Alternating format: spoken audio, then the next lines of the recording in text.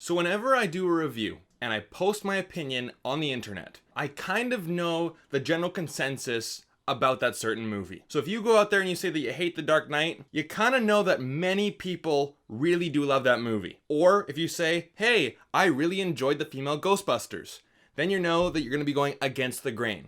Then there's some movies you really don't have any idea. I don't know what the general consensus is about Freaky Friday. So that might shock you that I love this movie. Let's take a look.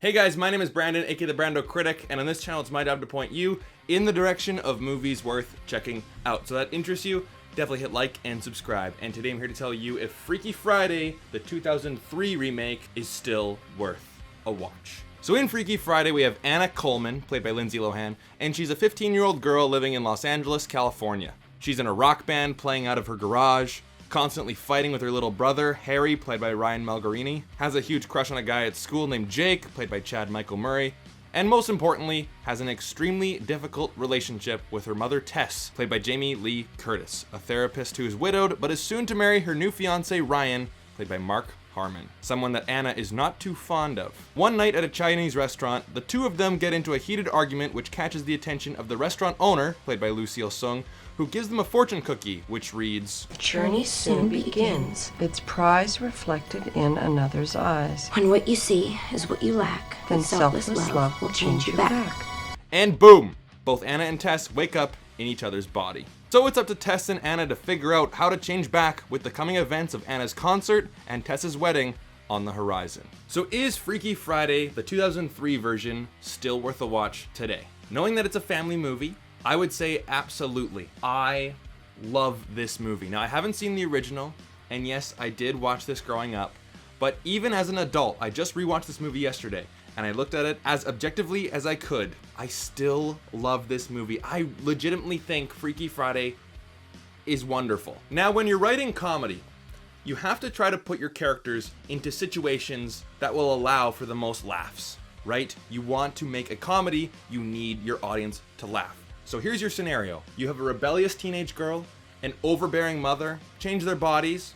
Now what do? Well, you gotta put them in elevated situations. How are these characters going to act in the complete opposite environment, right? So now Tess, in her daughter's body, has to deal with bullies at school, the teachers that are out to get her, cute guys at school, and her daughter's band, while Anna, now in her mother's body, now has a credit card, has a car, now she has to go to her therapist's job, and what's really hilarious is that she even gets time on a daytime talk show, talking about some new book, and she has never even heard of it. She doesn't even know what it's about or what it even means. And think about it. Think of yourself as a teenager and you are changing spots with your parents. You would have no idea what to do. And that's where the comedy comes from. Now the situations are in place. We need great performances to really capture the essence of that comedy. Lindsay Lohan and Jamie Lee Curtis are wonderful in this movie. They're wonderful together and their comedic timing is just impeccable. It's brilliant. Right, now Lindsay Lohan, right, so she is the rebellious teenager and she definitely fits that mold when she is herself. But then when she has to play her mother, she just turns into that, hi, good morning, hi. Lindsay Lohan has always been able to express maturity above her years, which is funny looking back now, right? But having her be this uptight therapist in a high school setting, especially in like a teenage rock band kind of setting, it's hilarious. Lindsay Lohan is really great in this movie, but Jamie Lee Curtis is phenomenal. I really do think that. And knowing that she read this script maybe a couple days before even shooting, right? So she didn't really have much time to prep for it. She just decided, you know what? I'm gonna have fun with it. And you can really see that. She steals every single scene that she's in. And she brings out that inner child. And it's wonderful. It really is infectious. Now, I don't know a single person who doesn't like this movie. And again, that's just with my close group of friends. So I don't know how many people really think about this on the internet, but every single time that they see Jamie Lee Curtis acting like a child and, you know, just getting so pumped up for, you know, spending her credit card and just acting like a teenager in a therapist session, it's infectious. It's hilarious. Both of these performances and all these scenarios work really well to capture that fun essence of Freaky Friday. Now, if the movie was just a bunch of laughs, then sure, it would be an entertaining time. But what I really think works about this movie, and that I really do think that if you guys have a family, you guys should watch this all together, is that it has heart.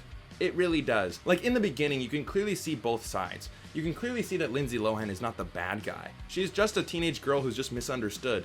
And then, of course, her mother. You know, she's not the bad guy. Although, of course, when you watch this movie as a teenager, you might think so. But growing up, you do get to see the side of Jamie Lee Curtis. You do understand what she's going through, too. You know, raising a family, having a job, being an author, and obviously remarrying someone. And you can just see that there's a big blockage between both their energy flows, that they really cannot understand each other. And, of course, through many comedic scenarios, they start to understand each other. And then at the end, of course, I'm not going to spoil anything, like, it's a tear-jerking moment, right? It's nothing too crazy, of course. This is a family movie, but it's there, right? The emotion of the characters is there. There is a story to be told here. It's not just a dumb excuse just to have, you know, an adult play a teenager and a teenager to play an adult.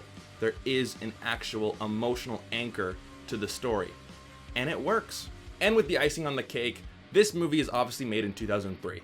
Right? So you had like Avril Lavigne kind of coming out around that time, right? So this film feels very, very dated, but in the right way. And then of course it feels timeless in the right way.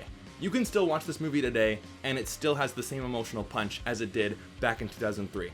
And with that being said, I'm going to give Freaky Friday a 5 out of 5. I love this movie. What can I say? I think it's heartwarming. I think it's funny. I think it's really, really cute. And a ton of fun. If you guys have Disney Plus, check out Freaky Friday. I really don't think you'll be disappointed. It's honestly one of my favorite family movies. It really is. Anyways, guys, tell me down in the comment section down below, what is your favorite live action family film? And if you're new here and you want to see more videos just like this one, definitely hit like and subscribe. And thank you so much for watching. Take care.